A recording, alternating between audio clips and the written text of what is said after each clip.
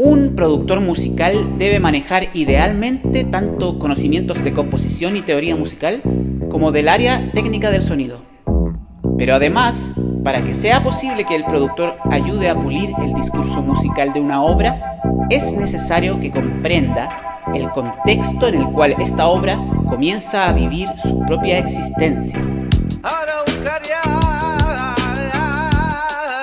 Por eso que en estas 3 clases presentaremos experiencias de trabajadores del campo de la música en Chile que nos ayudarán a ampliar el panorama de lo que está ocurriendo en nuestro país.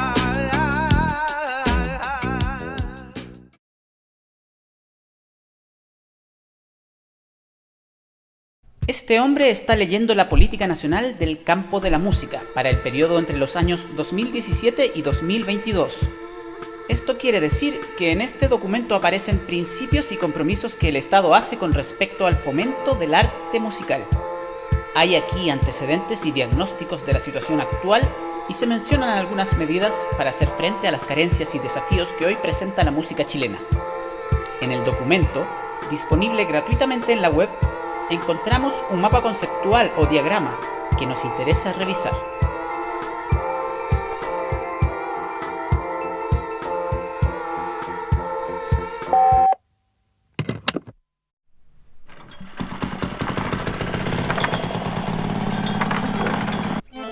Este mapa nos muestra el campo de la música en Chile como una línea de producción que parte en una primera fase de formación del músico.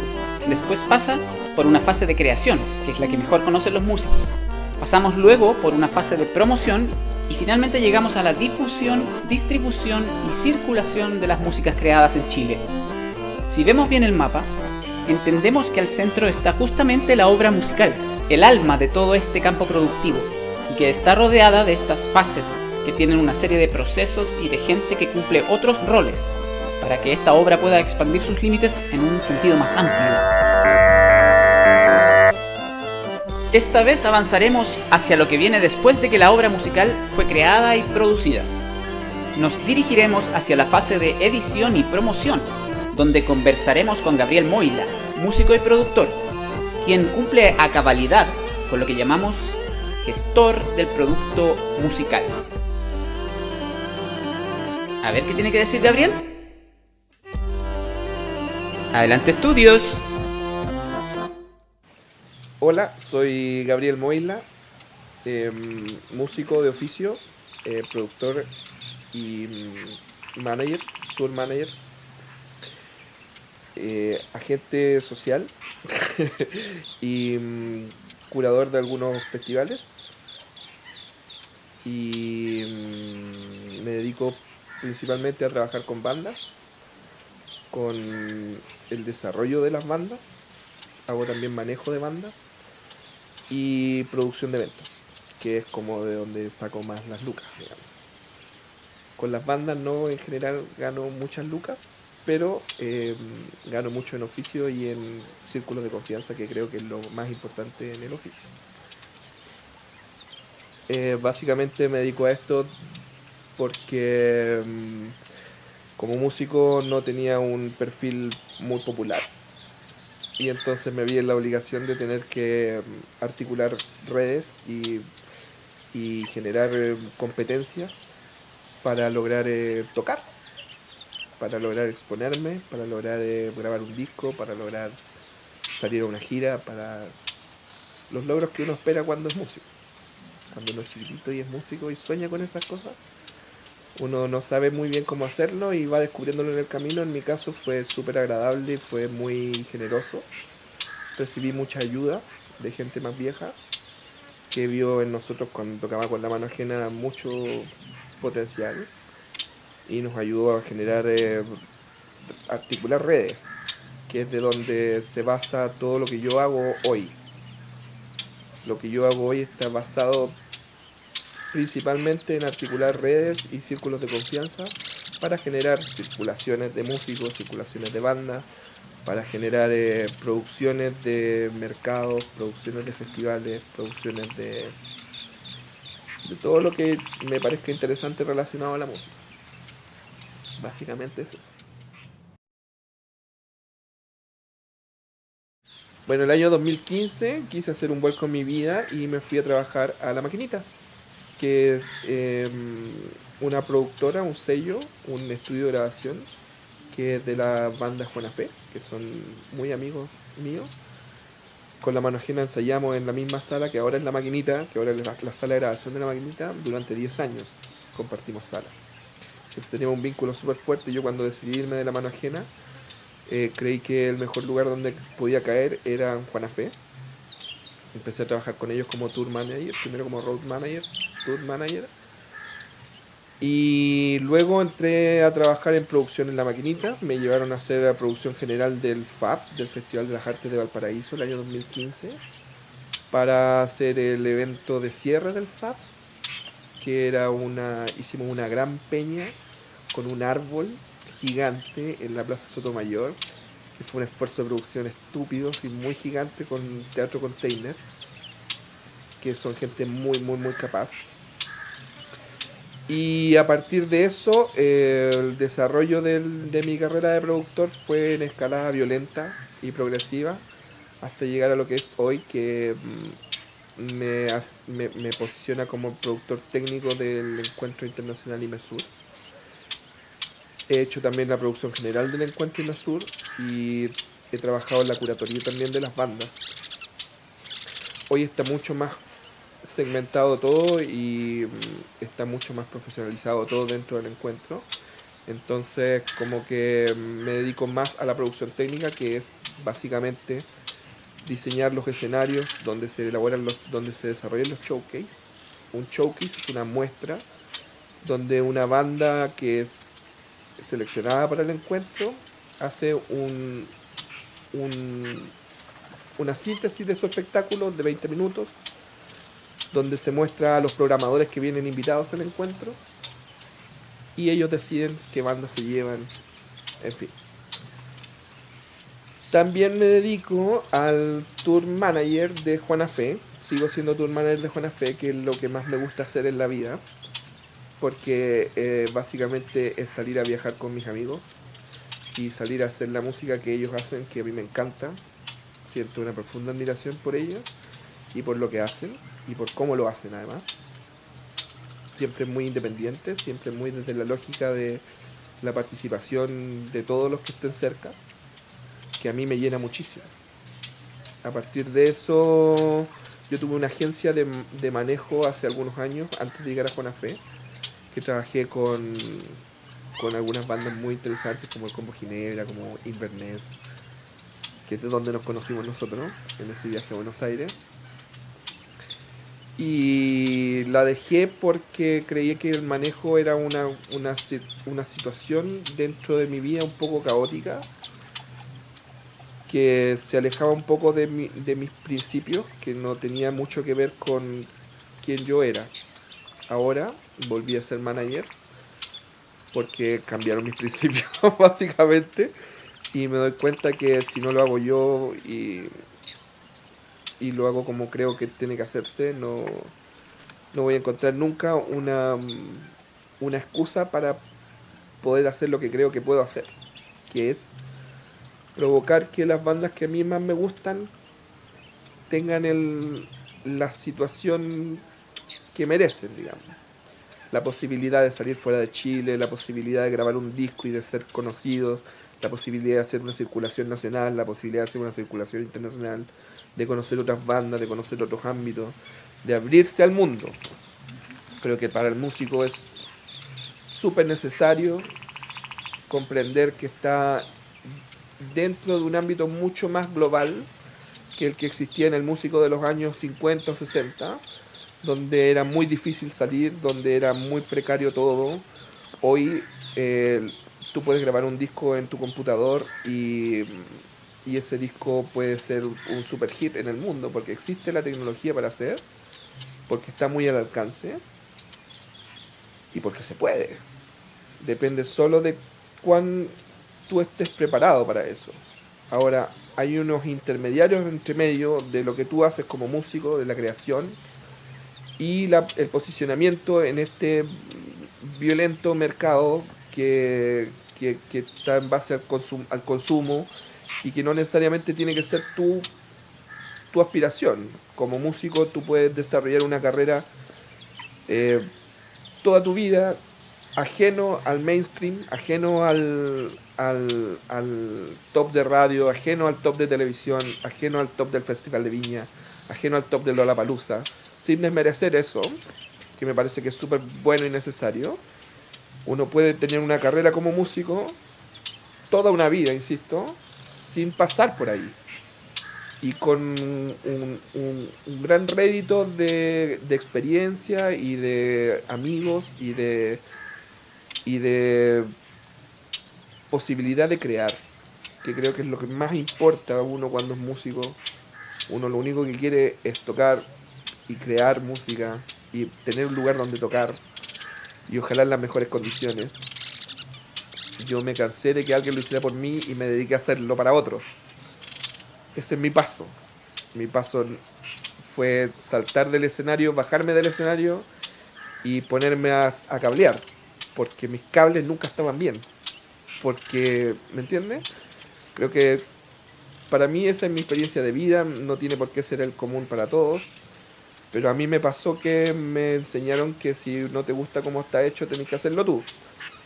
Y entonces me he dedicado a eso, a hacer lo mejor que puedo durante estos años y ha habido una evolución súper fuerte para mí en conocimiento, en conocimiento empírico, en ganar mucha experiencia, no solo técnica, no solo productiva, sino que humana, de saber que son personas las que están trabajando contigo, de saber que estás trabajando para personas y que eso tiene un valor agregado que no debe ser nunca desconocido. Por tanto, el trabajo es todo. Es lo que yo hago cuando trabajo con remuneración, cuando trabajo sin remuneración. Creo que uno tiene que alimentar el ego en esa parte importante que te hace querer ser mejor. Cuando tú quieres ser mejor, tú desarrollas mejor cualquier oficio que lleves. Y cuando desarrollas mejor tu oficio, haces mejor el oficio para todos.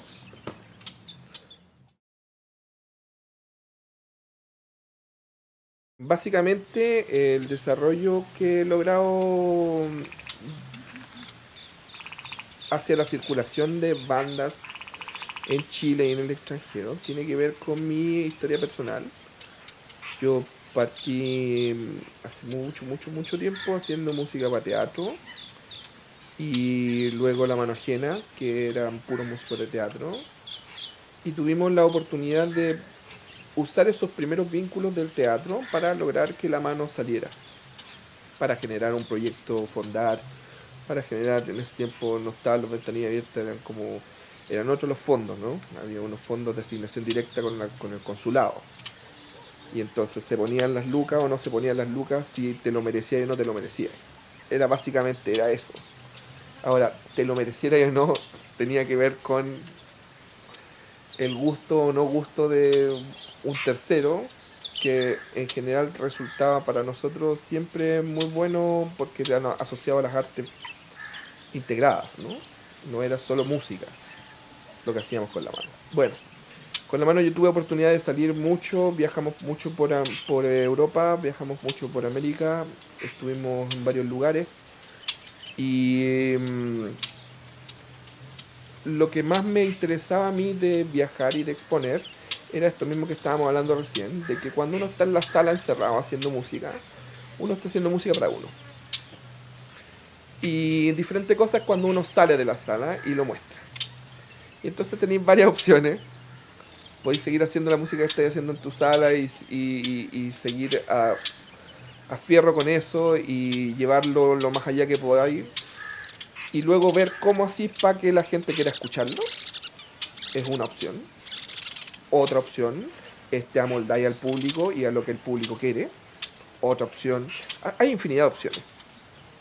Uno va desarrollando lo que hace como músico muy a partir de la experiencia. Y en eso creo que el viaje es fundamental. El viaje como situación empírica de yo me subo a un avión y parto fuera de Chile o dentro de Chile a Punta Arenas, por ejemplo, que es otro Chile, o a Arica, que es otro Chile, o voy a Argentina, que es otro planeta, o voy a Perú, o voy a Europa donde se habla otro idioma, y toda esa situación te va a generar una experiencia que hace que uno cambie, para bien o para mal, hace que uno mute. Y esa transformación creo que es muy asociable a la evolución que uno tiene como persona. Yo, persona músico, no soy solo lo que toco. Hay un documental hermoso de Quincy Jones donde habla y dice, tú no puedes sonar diferente de como tú eres. Quien tú eres define cómo tú suenas. Y estoy súper de acuerdo en eso. Súper, absolutamente de acuerdo en eso. Creo que el viaje permite a uno exponerse a situaciones que no son de tu control, que están fuera de tu control. Cuando tú estás en un país donde no hablan tu idioma, no entienden tus letras, lo que queda en ellos es otra cosa. Y ese feedback que se genera hace que tú también pienses en otras cosas. Pienses en grabar en otro idioma, por ejemplo. O pienses en querer ser entendido en otro idioma, ¿sabes? Si haces música, solo música, no acomodar, yo no me atrevería a decir acomodar, pero como a querer vincularte con lo que estás escuchando, donde tú estás yendo. Yo ahora estoy trabajando súper fuertemente con Brasil, por ejemplo. Soy manager de 2 bandas ahora, una que se llama PKNT, Picante, y otra que se llama de Mónaco, que son ámbitos de la música que yo no había explorado. Uno hace hip hop, Picanchi hip hop, y de Mónaco hace electrónica, performática, máxima. Y ha sido un descubrimiento para mí saber que puedo también vincularme a esos mundos, que no son mi mundo, mi sitio de confort, pero que son músicos. Y que hacen música, y que hacen buena música. ¿Cómo hago yo para hacer que esas bandas circulen dentro de Chile, para que sean conocidas? ¿Cómo hago para que esas bandas tengan esa evolución que yo espero que tenga una banda por lo que yo he vivido también? Yo no puedo esperar o no puedo aspirar a hacer algo que yo no haya vivido porque es mi lógica. Quizás otras personas lo hacen diferente. A mí me pasa que yo tengo que basar mi lógica en lo que he vivido, en lo empírico. Y entonces yo deseo lo mismo para ellos que yo viví, o más, o mejor. Pero lo más y mejor se va a ir dictando a medida que va transcurriendo el viaje. El viaje de que es no solo externo, sino que interno, ¿no? De someterte al juicio de valor de un tercero, de someter tu música a una revisión de un tercero. Tener un productor musical, por ejemplo, es una cosa que le hace muy bien a las bandas porque es una oreja externa que te dice, mira, podemos explorar este camino, podemos explorar esta otra cosa. Cuando te sometes a un productor que te graba en un estudio, o un ingeniero que tiene una facultad para poder saber qué es lo que va a sonar bien y qué es lo que va a sonar mal, independiente del estilo, independiente de lo que tú quieras, también te abre la cabeza. Eso mismo pasa cuando tú estás en un escenario grande, cuando tú estás en un escenario chiquitito. Cuando tú estás en escenarios grandes y te acostumbras a escenarios grandes, cuando te toca un escenario chiquitito, tiene ese sabor de boca muy rico para mí, que es que uno traspasa toda esa información de la grandilocuencia de un escenario grande o de un tour gigante a un tour chiquitito poblacional, por ejemplo. Ya tengo definido, ya sé cómo es que una banda tiene que circular por Chile, y entonces eso mismo yo lo puedo extrapolar a cómo una banda tiene que circular para afuera, fuera de Chile, por ejemplo. El año pasado estuve en el CIM, que es un encuentro internacional en Sao Paulo, que se llama la Semana Internacional de la Música. Una cuestión gigante que es como un IMESUR, pero con esteroides. gigante, gigante, gigante. Llegan 56.000 músicos de todo el mundo durante una semana a Sao Paulo. 200 escenarios paralelos. Es una locura, pues, una locura, una locura. Y entonces está como la crema innata de la producción y de los productores más bacanes de la producción independiente, que es la que yo aspiro en realidad. Yo no aspiro a ser mainstream. Si bien tengo posibilidad de entrar en el mercado con alguna banda,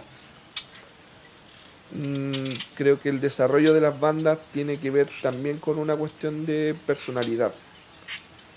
Si la banda desarrolla una personalidad propia, puede estar en cualquier ámbito y vincularse con cualquier mundo y va a tener un desarrollo. No va a aspirar al desarrollo tipo de la banda, ¿no? Eso es decir, tengo que ser multiventas, tengo que ser súper conocido, tengo que estar tengo que hacer el tema de la teleserie. Ese es un camino. Cuando una banda desarrolla una personalidad propia, todo lo que le llegue va a tener la sonoridad de esa banda. Y eso creo que es la aspiración máxima de cualquier músico, tener una identidad musical. Algo que diga, tocáis una nota y decís, ese es el Doc. O con McCartney, por ejemplo, ¿no?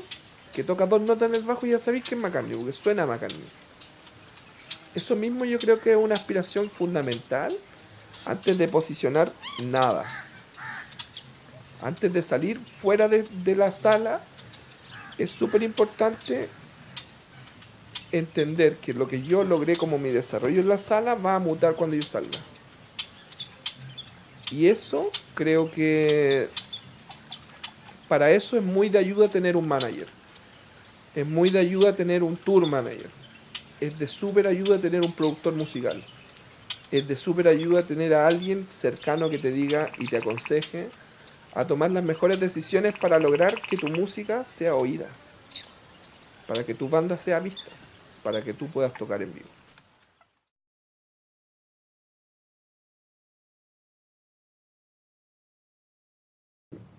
Manager es manejador, es aquel que tiene la posibilidad de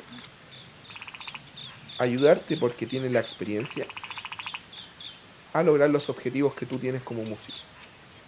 Entonces, para quitar un poquito de la mitología de qué significa ser manager y cuáles son los límites y dónde están las ocurrencias y dónde están como las pertinencias de cada uno. Yo tengo reuniones semanales con mis bandas, con las 2 bandas con las que trabajo, no son mis bandas, yo trabajo para ellos, yo soy su empleado. Básicamente eso es primero. Uno como músico no es empleado del manager, el manager es empleado de la banda. Y el manager está ahí para lograr los objetivos que yo tengo como banda. También para decirte, tus objetivos son reales, o tus objetivos no son muy reales, o tus objetivos están absolutamente fuera de sí, ¿no? Si yo me encuentro con un músico que me dice, yo quiero que tú seas mi manager, vale, veamos, ¿cómo suena tu banda? Escuchemos tu banda. Déjame enamorarme de tu banda. Si yo no me enamoro de tu banda, no puedo ser tu manager. Porque al fin y al cabo, yo voy a dejar de dormir mientras tú estés durmiendo.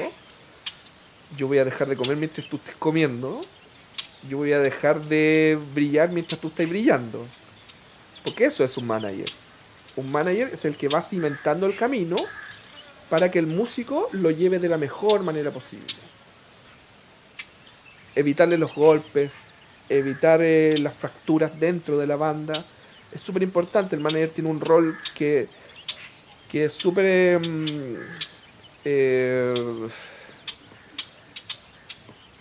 tiene este mito de que el tipo siempre quiere aprovecharse, pero en realidad el manager también es un poco el psicólogo de la banda, es el que mantiene a la banda cuando la banda se viene abajo.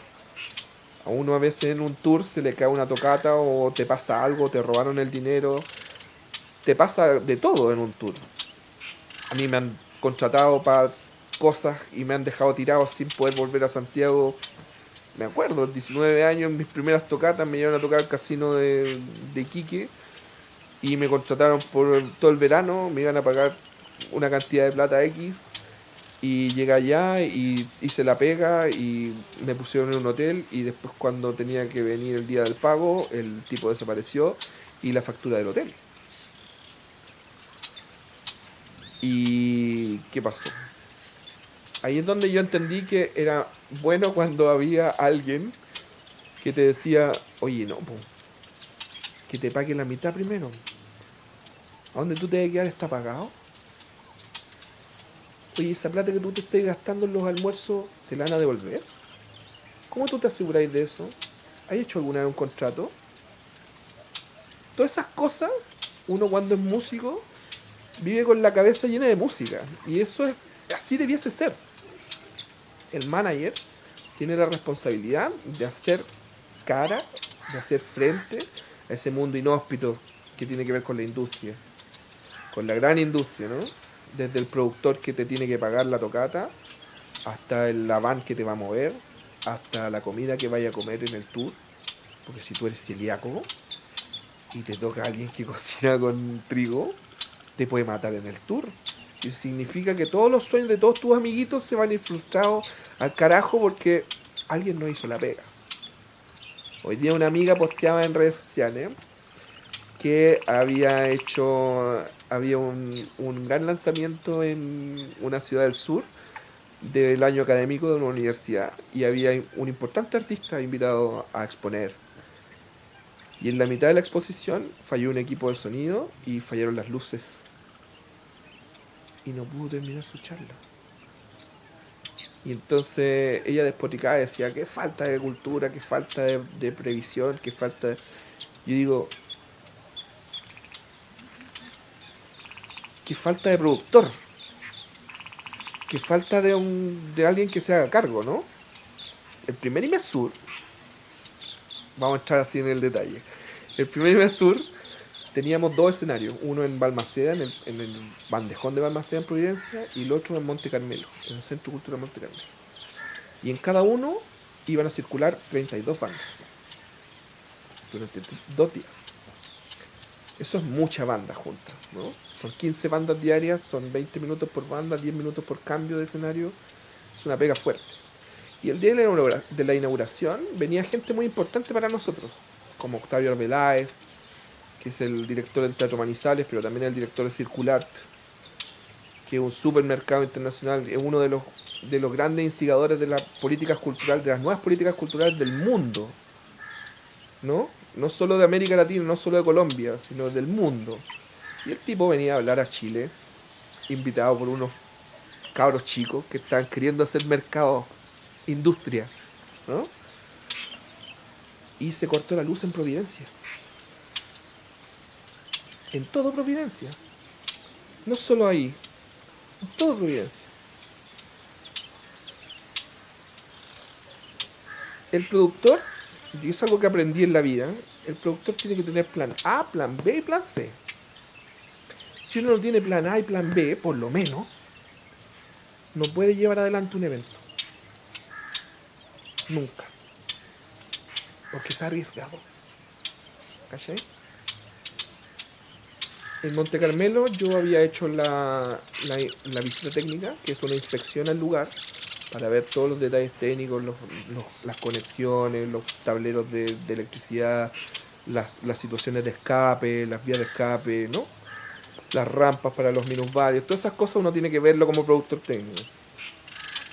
Y me encontré que muy cerca de donde nosotros íbamos a poner el escenario principal, había un generador chiquitito, a ver si... El día antes yo fui, compré benzina y llené el generador. Chiquitito. Por si acaso. Plan B. Pasó que se cortó la luz en toda Providencia. Y entonces plan B. Vamos con plan B. Generador chiquitito. Generador chiquitito funcionó solo para hacer el sonido de la presentación. No para poner luces. Plan C. Llamar a un generador. Mientras que llegaba el generador, tuvimos que funcionar con el generador chiquitito. Sonaba fuerte la weá. Sonaba horrible. Lo tapábamos con cosas, le pusimos para que se pudiera escuchar lo que estaban hablando. Estaba la autoridad de la comuna, la alcaldesa de ese tiempo, que no es la de ahora. Y en autoridades, po. Y llegó el generador el otro y logramos hacer el cambio y la gente no se dio cuenta. Eso es básico. Si yo como tour manager de Juana Fe, por ejemplo, no tengo todo previsto antes de salir de Santiago, yo no puedo salir de Santiago. Si yo no sé qué es lo que vamos a comer, qué es lo que todos vamos a comer, si yo no sé dónde vamos a dormir, donde todos vamos a dormir, incluyendo los choferes, incluyendo los técnicos, incluyendo todos. Todos somos un equipo cuando salimos de gira. Si yo no sé cómo me van a pagar, cuándo me van a pagar, entonces yo estoy haciendo algo mal, ¿cachai? No es el otro. Porque el otro es el otro. No depende de mí. Lo que depende de mí yo lo tengo que hacer antes. Y eso en general los músicos no lo saben. Ahí es donde vienen los productores ejecutivos, donde vienen los managers, donde vienen los productores de campo, donde viene el productor técnico, que hace cosas como la que te contaba del generador. Pero también el manager, por ejemplo, en el caso de una banda, debe saber que la banda tiene posibilidad de estar en un lugar tal fecha y tiene que agendar que esa cuestión suceda, y para eso tiene que saber la agenda de todos los músicos. Tiene que saber la realidad de todos los músicos. Si hay un músico que la van a operar el día 30 de agosto, yo no puedo vender una tocata el día 1 de septiembre. Porque está operado el 30 de agosto. Eso un productor no necesariamente lo lleva adelante. Un productor no importa nada. Yo, productor de un evento, contrato una banda. Y es lo correcto, ¿sabes? Yo te contrato a ti como banda, yo tengo mi festival. Chispapalooza. Y entonces yo decido que Dr. Pez va a estar en mi festival y te voy a poner de headliner. Te voy a poner de encabezado. Porque me parece que voy a llevar mucha gente poniéndote de encabezado. Y entonces voy y te llamo y te digo, oye, el día 1 de abril del año 2125 tocáis en la cuestión y te ofrezco tanta plata. Y tú me decís, sí, vamos. Y la semana después te acordáis que no podís. Eso no te puede pasar. Porque no te van a volver a llamar. Porque al productor no le importa, ¿cachai? El productor te va a echar abajo y te va a funar. Sí, pues. Y un poco te lo merecí. Porque no fuiste previsor. Para eso es un manager. Pero además también para decirte, ¿sabéis qué? Todo el mundo va... Tú tocas pop. Y todo el mundo que toca pop quiere estar en la rock and pop. Pero tu pop es más cercano al rock. Tú no tenés que estar ahí, tú tenés que estar en la futuro. Eso también lo hace un manager. Un manager también te dice, oye, como que no estáis muy afinados cuando estáis cantando, ¿no? ¿Cómo hacemos para mejorar eso? Hay que buscar un profe canto. Eso también lo hace un manager. Un tour manager te dice, oye, no estoy muy afinado, te falta monitor. Pidamos más monitoreo. Y ahí hacen el rider, que es un documento donde uno manda a los productores antes todo el cambio necesario para que eso suceda. Entonces, para cerrar, la mitología del manager como solo un personaje que está destinado a lucrar con todo tu talento y con toda tu grandiosidad como músico, tiene sus reveses. También está el manager que trabaja contigo porque te admira y es muy necesario tener a alguien que te apañe cuando tú no tienes respuestas para las preguntas que te da la vida.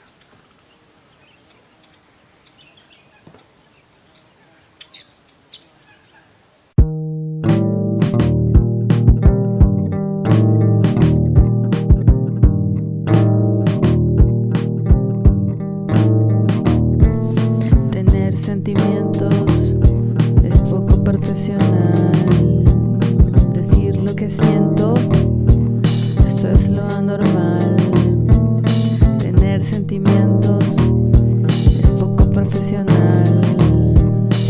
decir lo que siento, eso es lo anormal. Tener sentimientos es poco profesional. Ocultar lo que siento, ocultar que estoy mal. Seguir sonriendo, ser siempre profesional.